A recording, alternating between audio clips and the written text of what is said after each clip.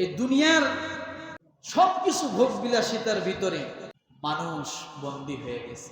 এইভাবে আপনি একটার পর একটা যদি তাকান, মানুষ বিবাহ করার আগে এক পর্যায়ে চলছে, বিবাহ যখন করেছেন আপনার ঘরে 7 থানার ওসি উপস্থিত, 1 থানার ওসি না, কথা বোঝেন নাই মনে হয়, 7 থানার ওসি উপস্থিত।